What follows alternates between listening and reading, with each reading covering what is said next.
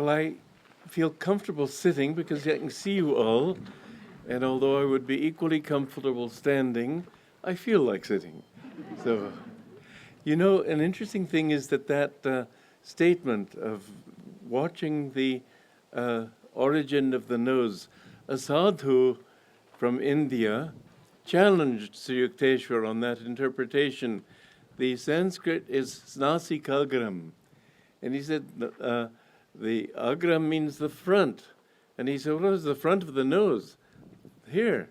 Well, I don't know Sanskrit, and I couldn't challenge him. But I later thought, a word like front has many, many different meanings. It can be the beginning of a thing. And so I looked up in the Sanskrit dictionary that I have, and it said that abgam means front, origin, foremost, beginning, all of those things. Well, where does the nose begin? Here, not here. So this is no center, no spiritual center. As Sri Yukteswar said, yoga is difficult enough without making you also cross-eyed. This is the center. And in fact, it's a very interesting physiological fact that the frontal lobe of the brain is the part of the brain that has been, you might say, added in evolution to the human mechanism, let's call it. The body of dogs the forehead goes straight back. This frontal lobe is the seat of intellect, discrimination, and of ecstasy and higher awareness. And it's a very interesting thing, too. The ego, which I have talked about here, and I'm going to talk about again in a moment, is actually centered here in the medulla. Everything is somehow some center in our body. Love is centered in the heart. And no love-stricken swain has ever said, I feel a broken knee. They feel broken in their heart. This is where they feel pain. When you feel an expansion and deep calmness, it radiates from here. When you feel sexual desire, it radiates from the second chakra. All the different chakras are associated with different states of consciousness, different levels of awakening in the astral spine. And it's a very interesting thing, too. In the Mahabharata, when Arjuna wins Draupadi, he comes to their home, and the story goes that he calls to his mother and says, I have won a prize. And the mother says, well, you must share it with all your brothers. And this is unheard of. Polyandry is accepted and expected in Tibet, but not in India. To marry several men, one woman marrying several men. But in India, it isn't, I know of no other case. There may be some, but I've never heard of them. What it really means is Draupadi is the Kula Kundalini, and the different Pandavas are 5 in number. Each of them stands for one of the chakras. Yudhishthira, in the cervical center here, stands for dharma, self-control, and calmness. Not so much self-control, calmness and expansion. The heart, Bhima, is the air element, and this is the feeling side of human nature. This is where we feel feeling. And you see that Bhima was sort of uncontrollable and sort of always exploding and needed to get that feeling under control so it could be directed upward. Arjuna was the Navi chakra, the lumbar center. And this is an interesting thing. There's a Navi Kriya, which is concentrating on the navel and chanting Om while looking up at the Kutasa Chaitanya between the eyebrows. The idea being that this is the top of the 3 materialistic centers, and you need to awaken that, to magnetize them, to draw the energy up there, and then direct that energy upward. Another important thing is the heart. It says in the Srimad Bhagavatam, meditate on the heart, as though it were a lotus, and direct all those rays of the lotus upward toward the brain and toward the point between the eyebrows. And then the lower two chakras, it's interesting, they are of another mother, same father, different mother. And they are twin brothers. They are the lowest two and represent the really materialistic involvement. And the second one up, the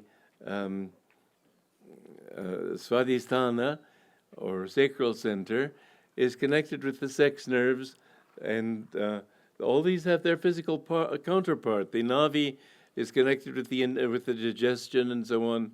The lowest chakra deals with the lowest functions and the limbs, the lower limbs, the legs. And it's very interesting that we all know these things instinctively. When you see people dancing with a heavy beat like this, it means their energy is downward. When you see them dancing more with their arms, it lifts the energy. It indicates an upliftment of energy. We all know that when a person feels downcast, he sort of slumps. And when he feels uplifted, he sits straight and looks upward. These are all things that are universal knowledge. We don't have to say, well, our religion teaches differently. It can't, because truth is universal. Now, the interesting thing about the medulla, you've noticed, probably in yourself, but certainly you've seen other people, when they are flattered or when they feel proud of themselves, their energy is here. This is where it's centered. This is why there's a statement, and it's quite valid, that genius and madness are closely linked. You know what happened in the 18th century? The artists like Bach and Mozart and so on, they were not highly regarded in society. They were servants of various lords and bishops and so on. Poor Mozart was almost looked down on, in fact treated rather like dirt by his stupid bishop. And yet they had genius, but they expressed genius. It's wrong to say somebody is a genius, but he can produce works of genius. That's something else. Genius is something that inspires you. It isn't something that you are. But in the 19th century, after the beginning and the sort of launching and movement of the Industrial Revolution in the West, there came to be a certain sort of rejection and revulsion against that thought of life being only nuts and bolts and machinery. And people with an aesthetic sense began to feel that we are precious souls. We're something different. We're aesthetics. We're aesthetes. We know what beauty means. And you materialists, you're just in your own world. And what this did was feed their egos. And you notice that quite a few artists became mad. Van Gogh became mad. Schumann became mad. Hugo Wolf became mad. And hence came the statement that there is this very close relationship between genius and madness. It shouldn't be so. But the reason it can be so is that if you have a surge of energy coming up the spine, which when you're inspired does happen, if you allow it to become blocked here, then you see even the beginnings of it in people when they start going like that. They're almost already becoming dizzy.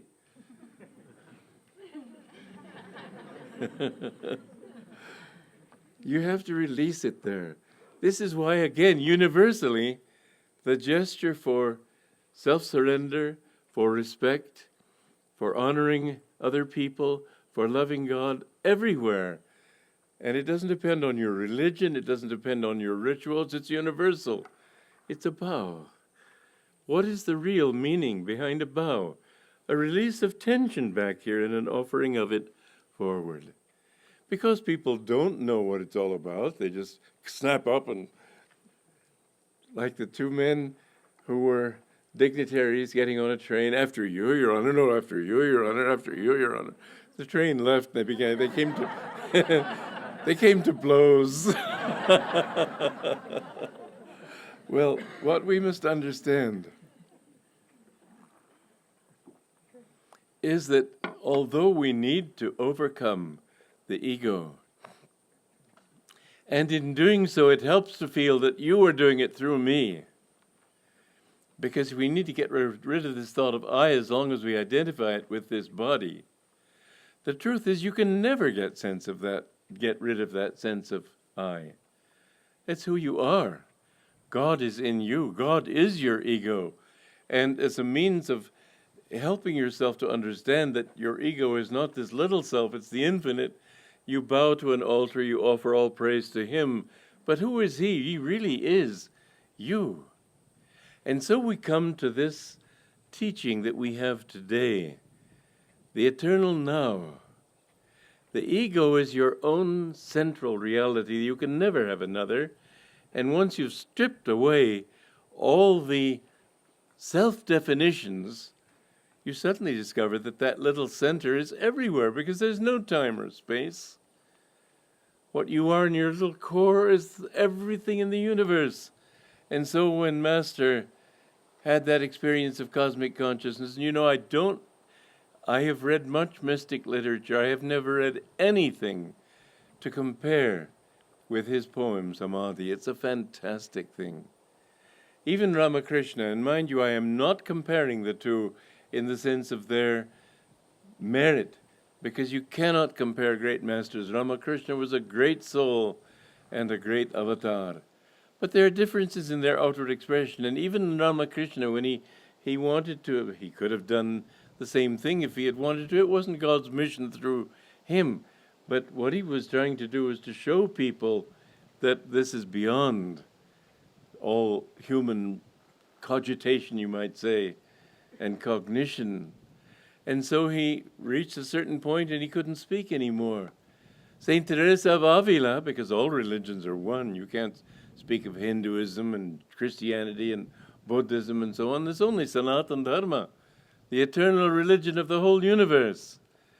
But when you come to that point, then you see, Teresa of Avila said, when you reach the fourth stage of prayer, you can't think anymore.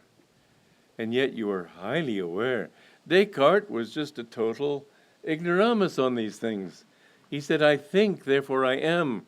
The truth is you have the intuition to understand that you are, and therefore you are capable of thinking.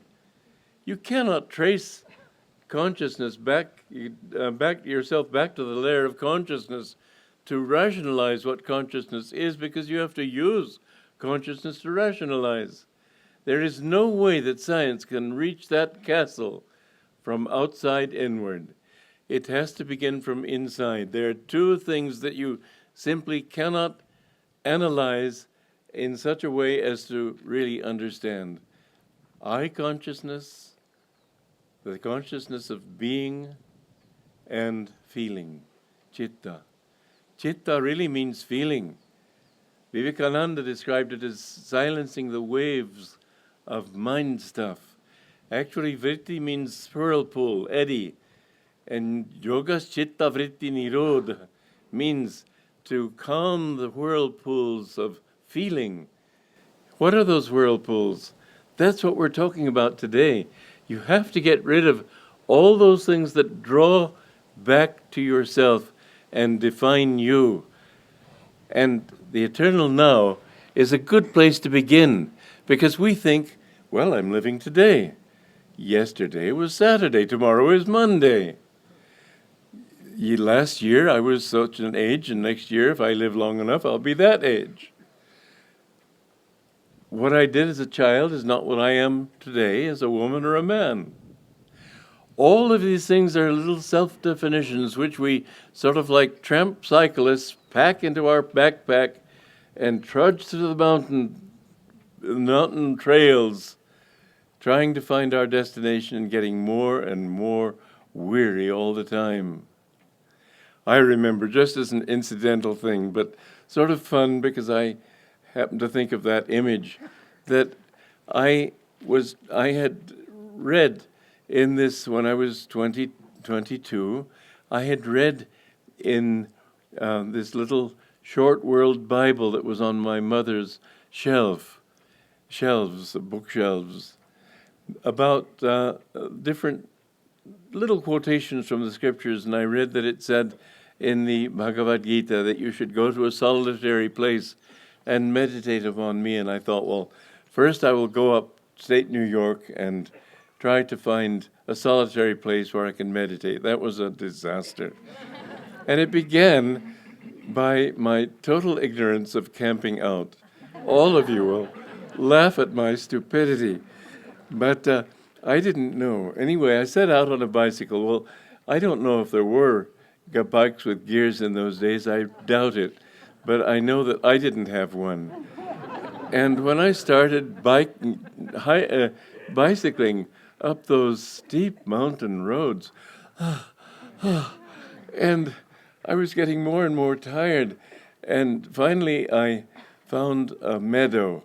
And I had a poncho, and I spread this poncho out and decided to lie on the field, thinking this is how one does this sort of thing. I didn't know about sleeping bags. I didn't even think about dew. Well, I woke up sloshing about in this lake of water, and the only thing I could do was get up and start around 3 a.m, bicycling again. And it went farther and farther, but I was determined not to sleep in another field. And I couldn't find a single village. And I went, and I went, and I went, and I was so worn out. I went about 115 miles on this one-speed bike up these mountains, down but mostly up, it seemed to me. And I finally saw a sign pointing to a town. It was 2 miles off, and I said, oh, that's where I'm going. So I went there, and I saw a sign, bed and breakfast. And I went in and collapsed in a chair, and I said, I'd like a room for the night. Oh, I'm sorry, we've been meaning to take that sign down. I said, is there any place where I can spend the night here? They said, yes, there's one just down the road. I said, would you please ask them to come and get me?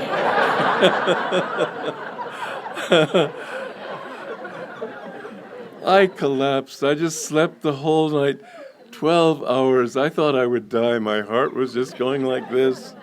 That was the beginning of my going into a solitary place and meditating on me. Then I found a little place near Indiantown, upstate New York. And I thought, well, I needed to have some money to live because I didn't have any, but I would work as a lumberjack. Well, the rooming house where I was staying, the lady said, you're not their type at all. Fortunately, I never found that lumber camp. But there were deer flies, and they were biting me all over the place, and I said, I just don't think I want to be a lumberjack after all. And so I set out from that town, and I came to a farm, and I thought, well, let me work here. Well, this character was one of the beautiful, simple, charming, simple, basic native country folk that Rousseau talked about. The noble savage. I was in his mind playing the comedian to his comedy act. And he just kept laughing at me and poking jokes at me, and I never said anything. And he said, must you keep slapping your mouth? That was the height of his great comedy routine. He was an absolute fool.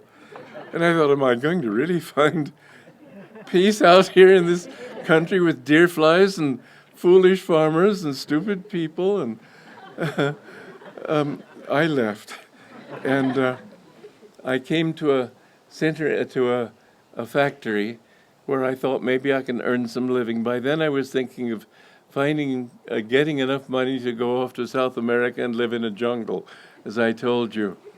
And I got a job in a sintering plant. And the woman there who hired me said, you're not going to last a week. You're not the type. And it turned out to be perfectly true. The people on this job were absolute fools, I have to say. And because I refused to speak and didn't want to get involved in them, one of them kept saying, can't you stop speaking? And this was the height of his comedy routine. And anyway, not to go into it at length, I got a job then in an inn on Lake George. And this man was an arrogant type, but he hired me because I came from Scarsdale, which is a rich suburb, and he thought, well, this would add luster to his hotel. He treated his own relatives who were from Europe just like dirt. They were working in the hotel. And I got so fed up with him that I had discovered Tolstoy's book, War and Peace, and I was reading that. So I thought, well, let me stay long enough to read this book. And it was a great book, I have to say, probably the greatest novel ever written. And I remember him, some people came in and he snapped at me, "Front, boy, front." I said, "Did you ask for me? Did you want something?" I wasn't going to have him treat me with such indignity. And he didn't like me at all, but I finally left there. Anyway, that was my experience of seeking the life of the simple life in the country. Thank God I found Yogananda.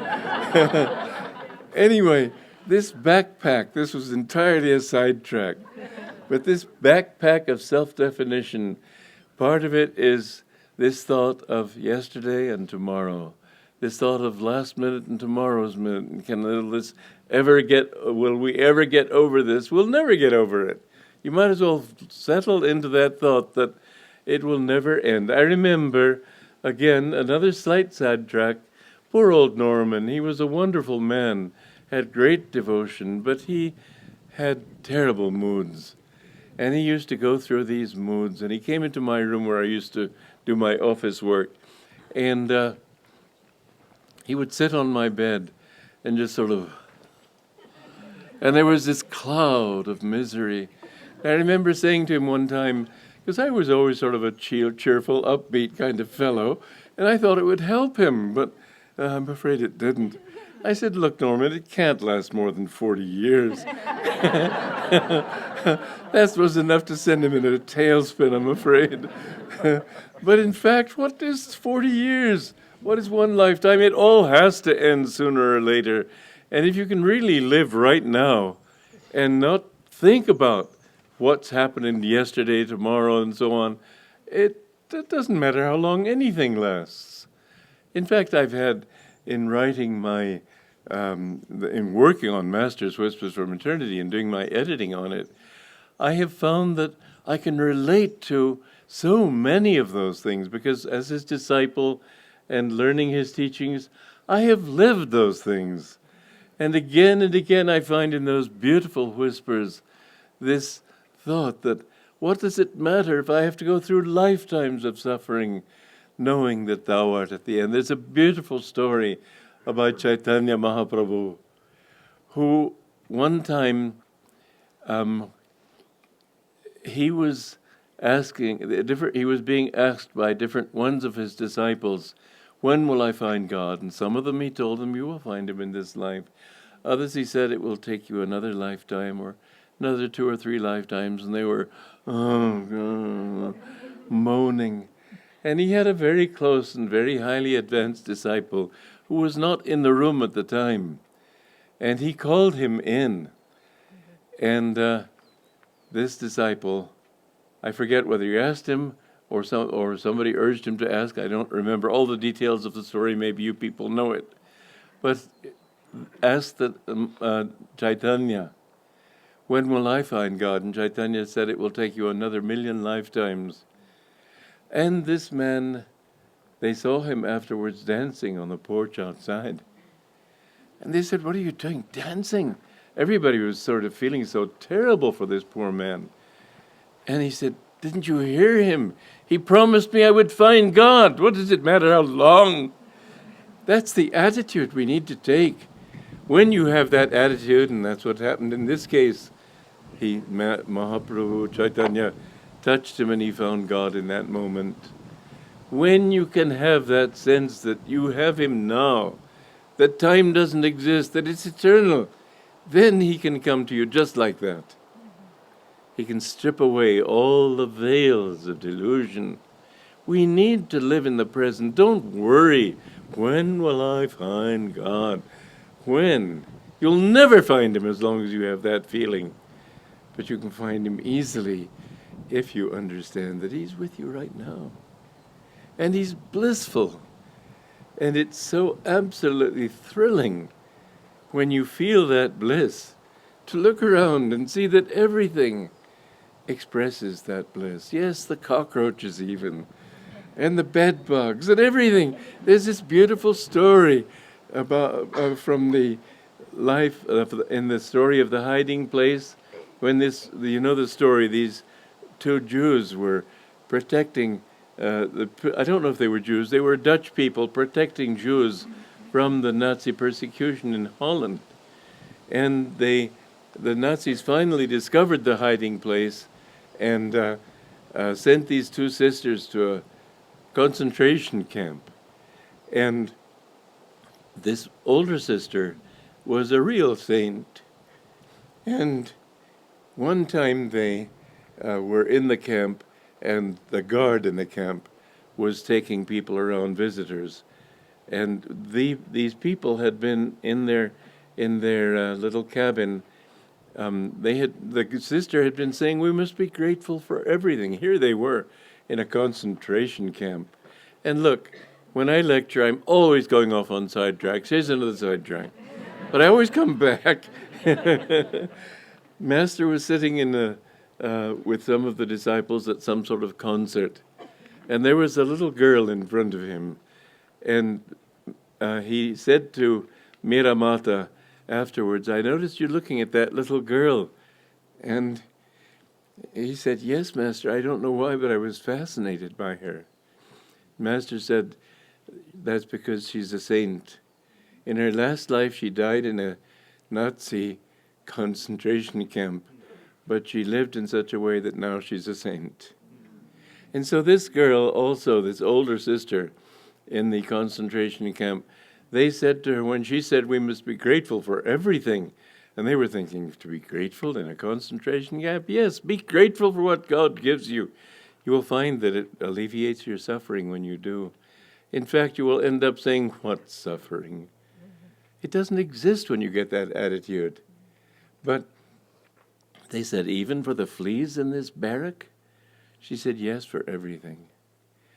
And a few days later, this guard came around with some visitors, and they were just about to go into this cabin, this barrack, in which they were all gathered in prayer, when she stopped at the door and said, let's not go into here, there are too many fleas. So you see, it was the fleas that kept them from being exposed and being executed. We must understand that everything that comes to us, and I think I can speak from considerable personal experience, but I know that you all have experienced suffering in one way or another. When they say happy as a clam, I think the expression is because clams don't experience anything, but that's not happiness. To know happiness is to know suffering also. You can't help it. It's a part of the duality of nature. For every up, there has to be a down. For every joy, there has to be a sorrow. For every happiness, there has to be an unhappiness. And so I speak, I think, for all of us. That it passes. It doesn't last. The clouds go, and then there's sunshine again. And yes, clouds come back again. And you finally, after God knows how many lifetimes, end up thinking, what anguishing monotony, as Master called it. And you think, I've had enough of this. I have had enough of looking for happiness, finding it, and suddenly finding it crash again, and then looking for it again.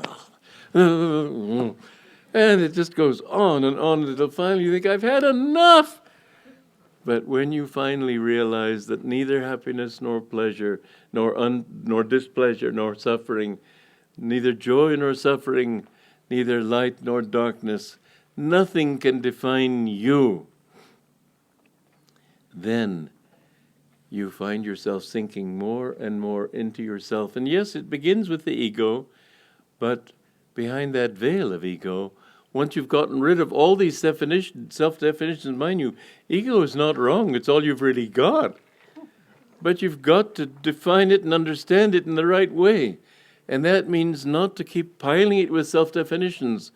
Another definition is what you've learned and done. People are psychological antiques. Well, as I always say, how many times have you heard people saying that? Why do you always have to say anything? You know, I've given thousands and thousands of talks, lectures, and everything. I never repeat myself. I probably say the same thing in one way or another many times, but I never prepare a talk. I never remember what I've said because I want to live now and I want it just to happen as it happens. And it's much more fun that way if I have to always say the same thing. I mean, some people go around giving their lecture, and it's the same blasted lecture wherever they talk. They're psychological antiques. Live in the now. Live in who you are right now. Live in what you are right now. Don't think, well, when you've lived as long as I am, when you're my age, what age are you? Little children, they know quite a lot. They hide it often. You know, if a little child in a family, let's say, of 3 children, and the parents die, the oldest one has to take care of the youngest ones, suddenly becomes quite mature. They like playing children. Lakshmi, when her little child was a little baby, she was trying to get him to grow up a little bit, to be potty trained or something or other. And he said, "Come on, you're not a baby." "But I like being a baby." And so we like being children, and we like being what we are. And that's why we define ourselves with what you are, but that's not who you are. You are the immortal Atman. And as you saw in that play Friday night, just what do you mean by that? You are the eternal spirit. And so don't have self-definitions of time or space. You are not a woman, you are not a man, you are not young, you are not old. Where you live, you know, you were born in one country and you think you are that country, but you could be in all countries. I have lived in so many countries, and I have seen that the people everywhere basically want the same things. If they live in India, they may like curry and rice. If they live in America, they may like potato chips or beef or something. If they live in Italy, they may like pasta. But they all want to feed themselves.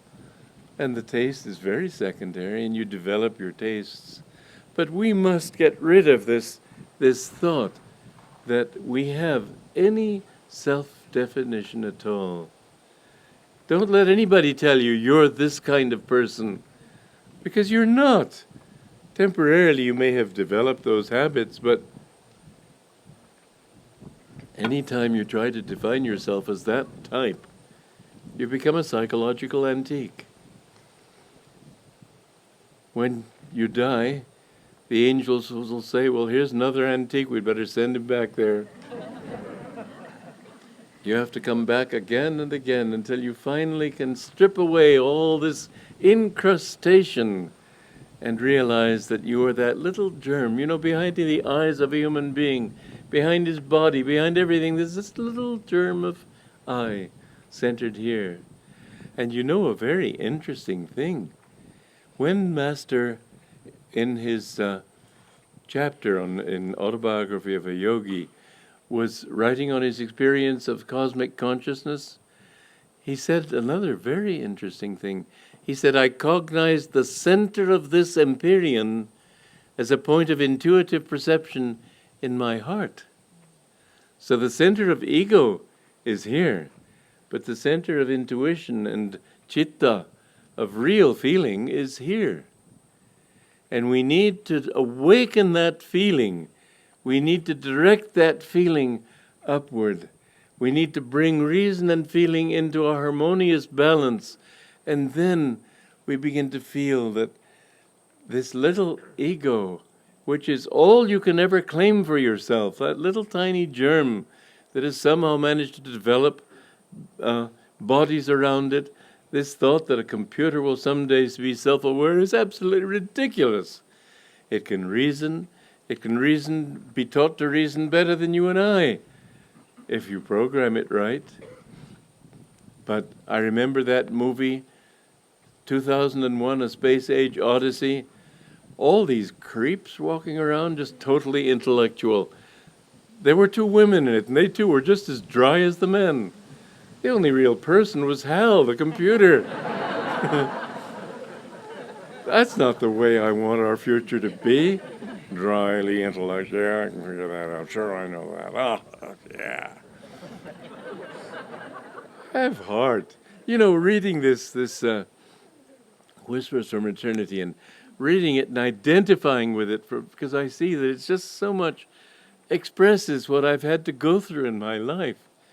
And then, well, there are things that Master wrote that really don't make sense when he said things like the self-shattering noise, the home of noise, the self-shattering noise of home of noise. Can you figure out what that means? I finally figured out that one thing that would say it was a factory and the assembly line. But what I mean to say is that when you're feeling absolute bliss, it just pours out of you and you don't have to make sense.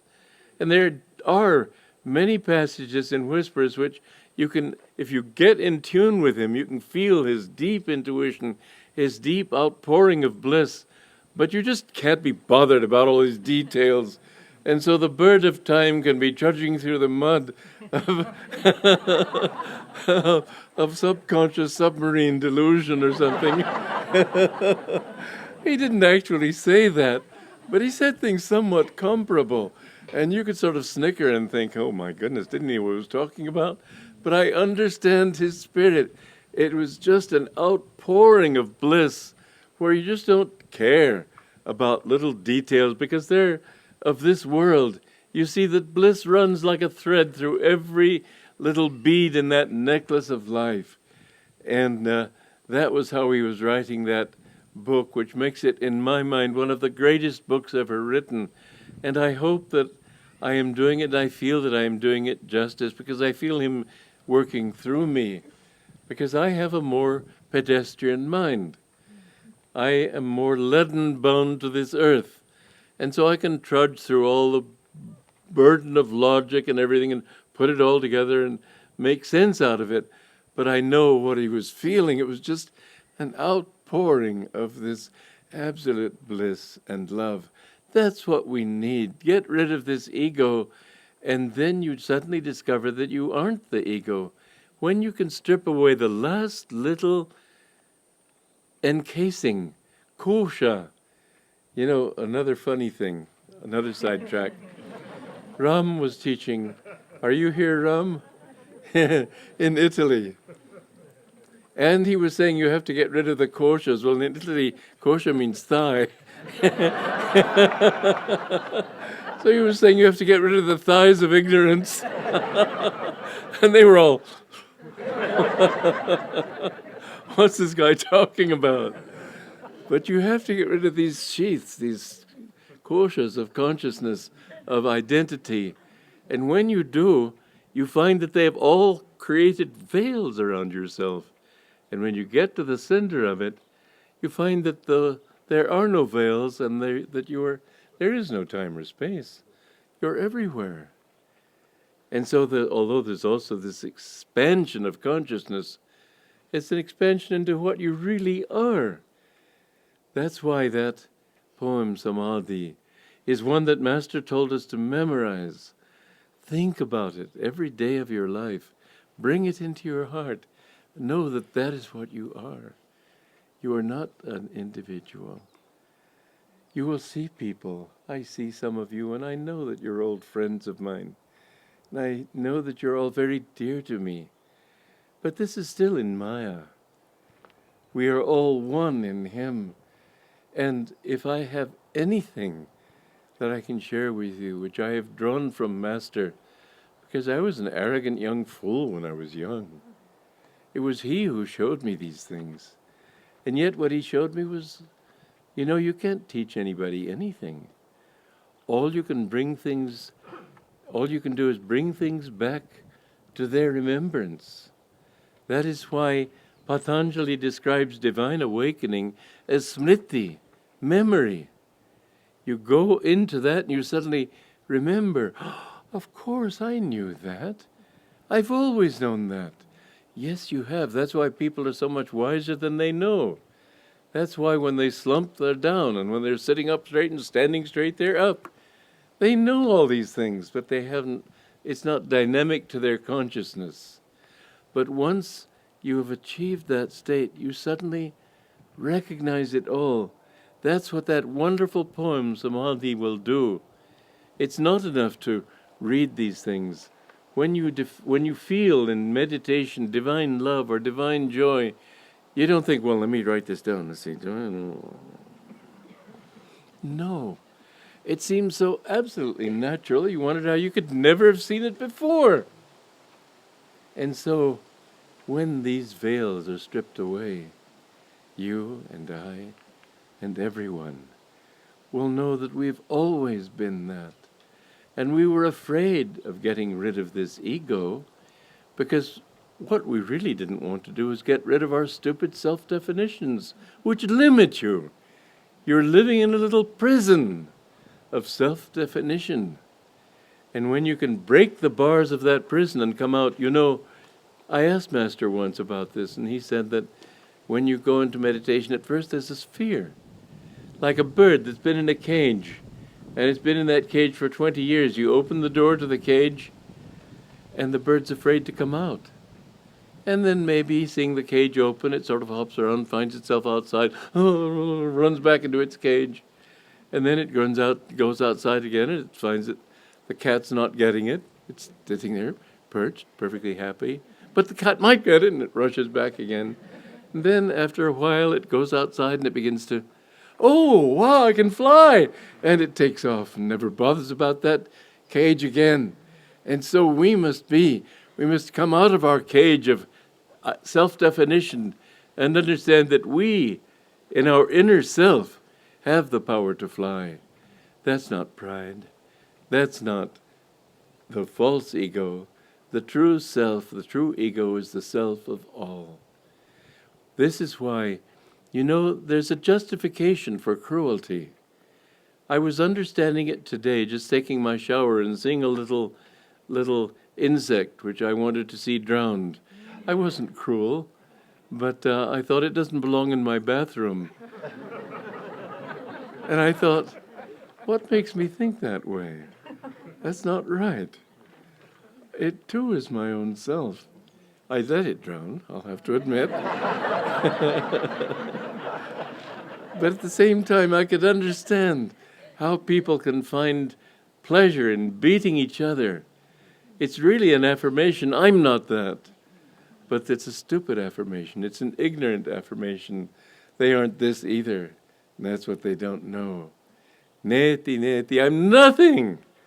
And in being nothing, you are everything.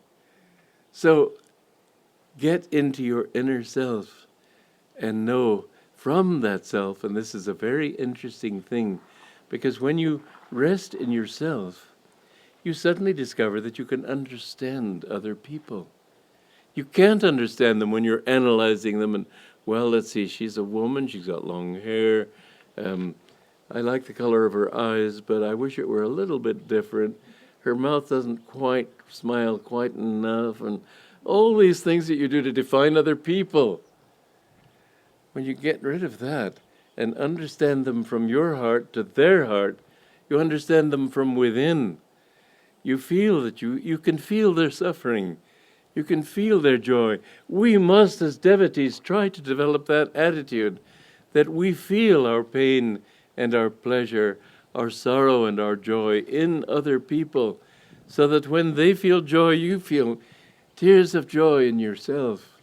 When they feel longing for God, you too feel this longing in them. And when you see them suffering, you have this longing to help them to get there, because you can feel that they are in this. And it doesn't stop with that. Anything that you want to do or understand, it has a center too. God is center everywhere, circumference nowhere. when you want an inspiration. I've found this again and again. For instance, in writing music, as I talked about just the other day, I try to get into the center of the inspiration I'm trying to achieve. From my center to that center, when I feel myself there, the song comes automatically. I've never written. I don't know the rules of music. I've never written, never studied, as I told you. And a string quartet is among the most sophisticated kinds of music you can write. I don't know how I wrote it. I just told God I thought I would like to write a string quartet. And I got to the center of what I wanted to do. And then I heard these instruments playing. And I thought, well, let's make this like a cooperative community so that you don't have the melody only in the first violin, but that all four of the instruments play off each other like a cooperative community. Each one gets a chance for its own voice. And so if you listen to the quartet, you'll see that's what I've done. And I've given everybody a chance to play a melody or a counter melody, but I didn't have to write it. I did the whole thing in a day. It just comes to you. You'll find this with everything that you do. When Master was cooking, he put his mind here, and he tasted here. He didn't have to taste the food. Anything that you want. People have wondered, how can you write so fast? How can you do things so fast? You know, Padma, many years ago, I had written in 1 month about 8 books. Sounds crazy, but 3 of them were secrets books, which can go pretty quickly. But anyway, for some reason, may have been 7, anyway. It was our 20th anniversary, 1988. This is our 40th anniversary, 2008, which we are celebrating this year. And Padma said, wouldn't it be wonderful if you could write something about communities for our celebration? I had finished my month of seclusion in which I had written so intensively, and I had other duties looming up before me in a week. And I said, Padma, I can't do this in a week. Just give me a chance to sort of bridge from my seclusion to activity. And so she's a woman who doesn't let you. I noticed many of you are laughing. Where is Padma? Where? Padma. I'll tell you the truth. You can be exasperating. And I bless you. Because it's needed also. And so what you were doing to me was, I have to confess, also for me. And all you said was, instead of pityingly said, yes, I understand, well, never mind, all she said was, well, it would be wonderful. And I got back to my room and I thought, yeah, it would be wonderful. But I can't. I couldn't possibly write a book like that, meaning it would mean a lot of thinking and a lot of planning, and the books I had written often, many of were rewrites and so on, but to do in 1 week with a whole other program coming up, not possible. And then I thought, well, she's right, it would be wonderful. I can't do it, but Master, you can do it. So I said, all right, Master, I will let you try. I will try to let you, let's put it that way. And I just opened the floodgates of my mind and didn't allow any critical faculty or anything to stop. I just let it flow. On the second day, Muktan, who I don't think is here, but he was working with our electricity. And he came into the closet across from my office and was doing something with the electricity and shut off the electricity to my office by mistake. I lost my entire day's output on my computer. Everything crashed. And I was so discouraged. I lost not only that day, but the next day. And then the third day I thought, well, I've got to keep trying. So I sort of summoned up all my willpower and threw myself into it. In those 5 days, I wrote Cities of Light. And the first 2 chapters needed a little editing. Nothing else seemed to need editing. You will be amazed if you allow God to work through you and get rid of this thought of time. It was because I decided I can't think in terms of time. I'll just see if I can do it. You must get rid of this thought of time that says, oh, it takes time. I can't do it now. That's what I was thinking then. I can't do it so quickly. Forget about that. You'll find that you can do things instantly if you get rid of that hypnosis of it's taking time. When Master found Mount Washington and heard how much money he had to come up with in just 3 months, people were saying it'll take you 3 years to get that kind of money. He said 3 years to those who think 3 years, 3 months to those who think 3 months, 1 month to those who think 1 month. And that's how it came. You must think out of time. You'll find that you'll be amazed at what you can accomplish. Think out of space, and you'll be amazed at how many things you can tune into. I was going from my house to the Expanding Light to give a concert with some of our people. And I said, it's amazing to me, but I just have to put my mind in tune with the bhav, the sort of mood or attitude, consciousness of a country, and suddenly the music comes. I said, for instance, I was just with, who was it? Uma and Krishnadas then. And was that right? No, somebody anyway. Whoever it was. I remember Krishnadas was one of them. I went to the piano, I went to the piano and I said, let's just put my fingers on the keys and see if I can't find a melody for something Japanese. Instantly it came to me. La la la la la la la la la la la. La la la la la la la la. La la la la la la la la la la. La la la la la la la la. La la la la la la la la la la la. La la la la la la la. La la la la la. La la la la la. I played it that same, but it just came like that. I can't claim credit for it. But I can say that when I don't identify myself with one culture, one country, one type of thinking, suddenly I find myself, God is everywhere. And you can feel God everywhere. You can get in tune with so many different bhavs. And then there comes another thing. And this is something else that Master pointed out in Whispers. Then you must make sure you're getting in tune with the right thing. Because there are many bhavs, many states of consciousness that you can put yourself in tune with and understand, but they don't work. That was what scared me onto the spiritual path. The realization suddenly that I could be anything. I could be a drunkard, I could be a murderer. I have within me the human potential to sink to all levels, to be all things. And I was absolutely terrified of my own downward potential. And I thought I was desperate to find God. And I was desperate to never make another mistake, knowing in my soul that I must have made so many. And I didn't want to make another again. I didn't know about reincarnation, but I did know these things in my soul. So you have the potential that all men have. And we can say that you are specializing on behalf of the whole human race in being yourself. God has been all these things, but he's specializing in being you in you.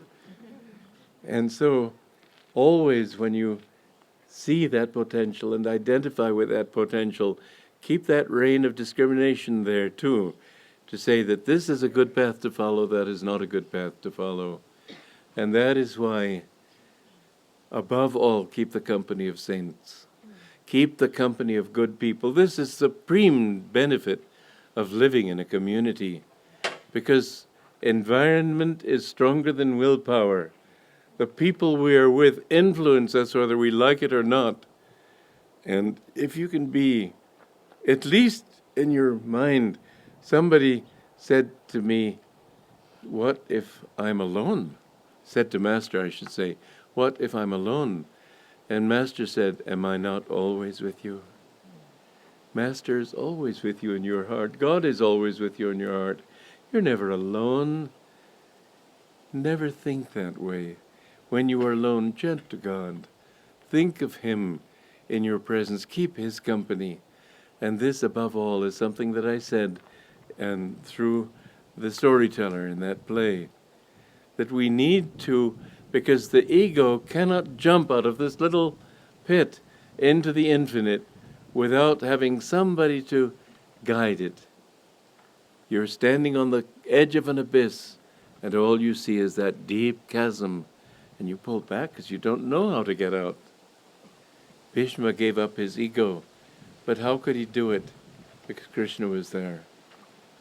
You can only release your ego into God when you can get onto that raft of divine consciousness, which is the purpose of the Guru. He has come with his boat to this world that we may get into that boat. He hasn't come to make us himself, make us reflect himself. He has come to empower us. When we can float with him on that water, we don't lose who we are. He is taking us to those divine shores. And when we get there, it's by his help that we get there.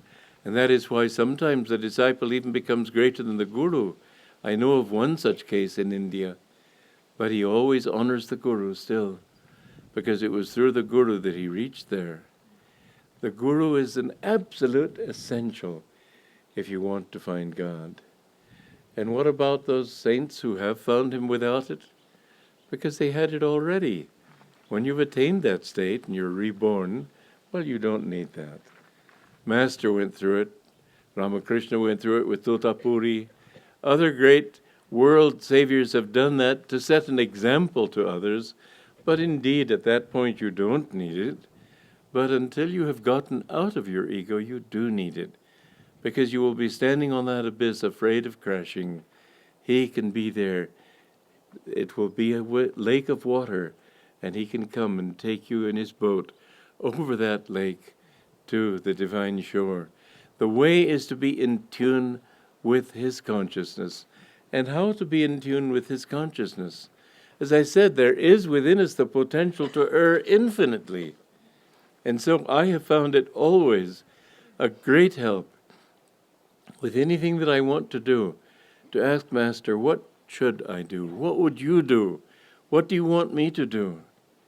And I have found that more and more that guidance comes, so that when you think to go this direction, I remember one time I had thought to write a letter to somebody. It was a reproving letter, and I wanted to be helpful, but evidently it would not have been helpful, because as I was just finishing it, I felt, no, I mustn't. It won't help. And so I didn't. I threw the letter away. But you mustn't just at that point, blunder, the heck with it, I'll do it anyway. Don't. Your divine guidance may take you to the next corner, but at that point it may take you right. And if you just go blundering straight through, you may enter in a marsh. Always, every moment of your life, even if you have felt a divine guidance to do this, don't think that tomorrow or in the next moment it may not be, okay, now this way. You'll find that you can be fine-tuned. One time I was starting to say something in a lecture and I stopped and I said, no, I don't feel Master wants me to say that. When you can ask inwardly, and that's what his help is really for. It's not his physical body. It was a great blessing for me and a few of us to live with that physical body, but it's gone. And very few people who knew him are still alive. And so what about you poor slobs? Well, you have to get it through people who knew him. That baton has to be passed. But you must understand that his is the power that is still active, because he was a divine avatar. It was his ray that I am bringing. It's not that I've taken over and no longer need him. I can only transmit his ray, which he brought into this world. And you can only transmit that same ray to the extent that you understand that that is what you are transmitting. Otherwise, this stupid Kriyananda wouldn't give you anything. You know, you look at a stained glass window. Every glass is a different color. And yet it's the same sunlight. And another wonderful example was when I was working in that little office of mine in my bedroom. There was a big picture window outside the office, on one side of my bedroom. My desk looked out over it. And I used to enjoy the plants and the beautiful garden outside. One day there was a heavy rainstorm and it splattered mud on the window, so that every time I tried to enjoy the garden, I saw all this mud on the window. And I think that if I had been a woman, I would have gotten out immediately. But this is men. And I waited for a free Saturday. It was 2 weeks before I finally got out there and cleaned that window. But then I stepped back and I said, oh, what a beautiful window. And then I laughed because I saw I couldn't see the window anymore. I could see through it. What makes people beautiful is that God can shine through them. What will make you beautiful is the more that God can shine through you. And what makes people beautiful who are on a particular divine path sent by God, and it isn't as through every saint that he sends a path, but ours is a path sent by our line of gurus. And I can only represent that line of gurus. I can't represent anything else. That's what God has drawn me to. And that, if you feel it, is what God has drawn you to. And I want all of you to be radiant lights of that ray, so that everybody that you meet shines with the ray that you send him. But I want you always to know that it's not you who are doing it, as I know it's not I who am doing it. And I don't want you to think that it is, because that would be a mistake. I'm just a window. I said this to Anandamayi Ma one time, that you're really a window for Divine Mother. And she laughed. She said, I've been called many things before, but never a window. But I know she knew what I meant. She used to love to joke with me. But the thing is that we need to polish this window and let God shine through us. And he can do it through every one of you. And I have seen over the years, now we've been here 40 years, and I've seen this light growing in so many of you. And it's an absolute blissful blessing to me to see that change in you. Master is alive, and he is working in this world. And this ray that he has brought to this planet is something that will be a transforming power in the world. Take it seriously. Understand that through this little window of your ego, and you'll never find it through anybody else, what does it matter if you find me inspiring? Get inspiration in yourself. Be that yourself. Don't look elsewhere. I then become an excuse for you not working. Get into yourself. Understand who you are. You are that. You are who must shine with that same light. And the more you do so, the more you will find in yourself the channel is blessed by that which flows through it, Master said. And you will find that blessing just increasing in life until everything you see is beautiful. But don't hold it selfishly to yourself. Master said the greatest prayer is, give me thyself, that I may give thee to all. Share what you have, and it will expand and grow. Clutch what you have to yourself, and it will diminish, and if not die, at least become small. Know that God is in you, and he empowers you, and wants to empower you. We are living in a world where there is a constant battle of Kurukshetra, and it is not only within ourselves, it is also outward. There are the forces of Maya, always at work, always trying to draw people away from their own highest happiness into drunkenness, into greed, into all the delusions that men get into. Be on the side of the angels. There is a war in heaven. Be on the right side. And you will find that even though this world has to go through much suffering, you can bring light to all and be their blessing. Joy to you.